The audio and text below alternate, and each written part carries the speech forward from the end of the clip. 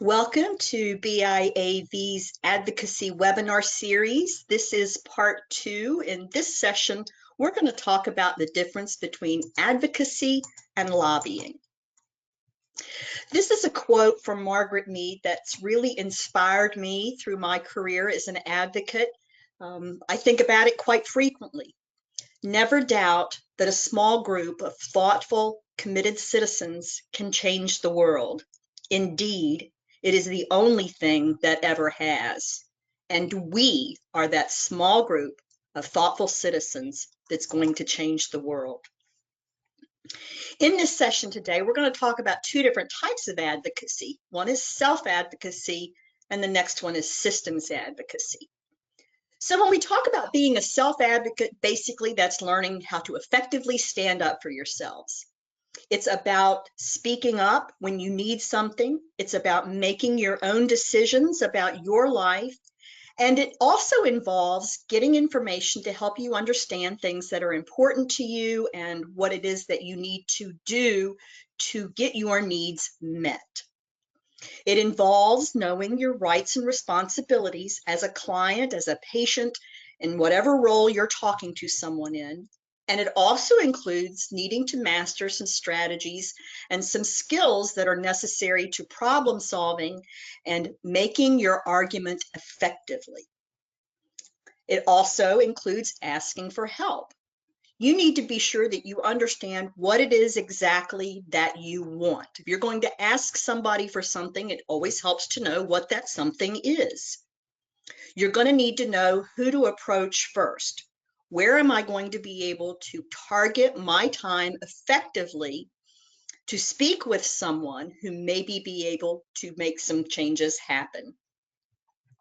What do I need to know that I don't know? There's always two sides to every story, and when you're talking to somebody, sometimes that other side will be presented, and making an effective argument against it will be very helpful to you. How should I and how do I negotiate, particularly when we need to compromise on something to get my needs met? And how can I be more assertive? Assertive, not aggressive. You want to make sure that you're making a reasonable case for your needs and not coming across as somebody that someone else can't work with. Being an effective self-advocate really is empowering. It makes us feel so much more hopeful about the changes that we can make happen because we make our own luck as a self-advocate. And those activities of advocating for ourselves gives us all of our opportunities for success. Now, systems advocacy is something different. That's something that involves changing the policies of government agencies and maybe even private organizations.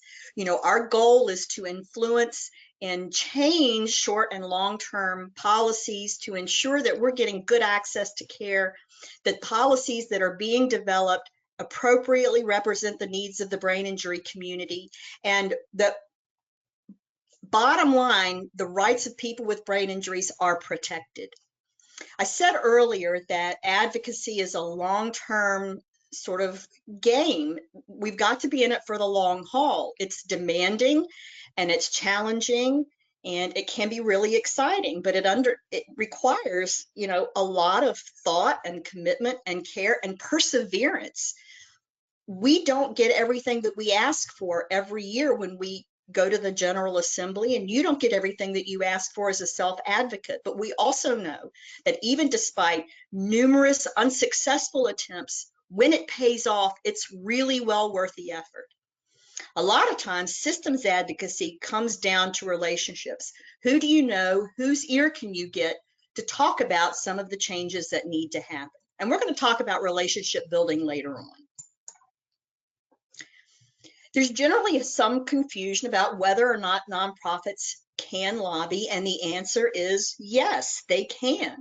Even the IRS says it's okay for nonprofits to lobby. They have a definition that's pretty strict, and lobbying, you know, is made up of two different types, and they're pretty well defined when we talk about lobbying.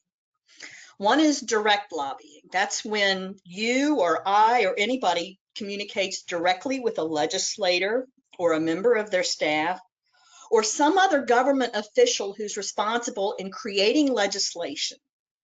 The direct lobbying has to include an express view on a specific piece of legislation, and it has to include a statement that asks for specific action. When you are asking a legislator to support something or reject something, then that's direct lobbying.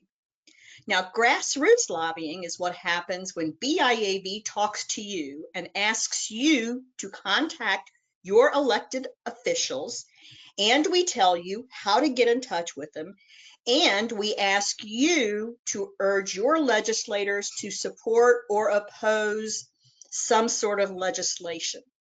Lobbying is much narrower in definition than advocacy. So let me give you an example of two different types of lobbying. So, a couple of times Virginia has tried to repeal the motorcycle helmet bill. And BIAV speaks out about that. We go down and we provide testimony at legislative meetings, and we talk to legislators and we say, there's a bill to repeal the motorcycle helmet law. We oppose this legislation and we ask you to oppose it. That's direct lobbying. When we put something up on our website that says, hey, you guys, did you know that Virginia is trying to repeal the motorcycle helmet law? We think you should get in touch with your legislator. Click on this link to find out their address and send them an email and tell them you oppose it too. That's grassroots lobbying. So when we talk about lobbying, those are the only things we're talking about. But when we talk about advocacy, as I said, it's much more broad than just lobbying. When we provide public education, even when we're talking to a legislator and we're saying to them, did you know that 300,000 people in the state of Virginia live with a disability as a result of a brain injury? That's just educating somebody. When we do issue research, when we talk about why we don't have a neurobehavioral system of care in the state of Virginia, and we provide data on that, that's issue research. Even if we're giving it to a government official or to an elected official, it really doesn't matter. All we're doing is providing them information on a particular issue that we have. Policy education is when we explain the potential impact of a policy or law on the brain injury community. In last year's General Assembly, we were able to get a bill passed that was going to require law enforcement officers to get some training on brain injury. And so what we did was we went around and we talked to a few people at a couple of different places to get their support for this effort. As long as we're not talking to legislators and saying specifically, we want you to support this bill, that's not lobbying. But if we're talking to other legislators and we're saying things like, we've had a number of calls from people who have trouble when police are called because they have slurred speech or because their gait is impaired and the police might think that they're drinking when they're not. That's talking about how we can improve the way police officers interact with people with brain injuries if they know something more about them. When we talk about voter and candidate education, that's when we put things up on our website or provide things to folks when they ask or even when they don't about particular issues. When we create a white paper, for example, on the need to screen individuals who've experienced an assault as a part of intimate partner violence, we need to screen them for brain injury, and we can include information about that. That gives us voter and candidate education materials. And when we organize and mobilize to achieve a particular goal, that's advocacy too. When we're getting people together and we're giving them information, we're telling them that we need their help, and we're telling them, these are the things that we're asking for in the General Assembly, and we want you to participate in Brain Injury Awareness Day. That's just organizing and mobilizing. It's not until we get into that specific legislation and asking for a specific course of action that we get into lobbying. That's all for section 2, and section 3 is going to come up next.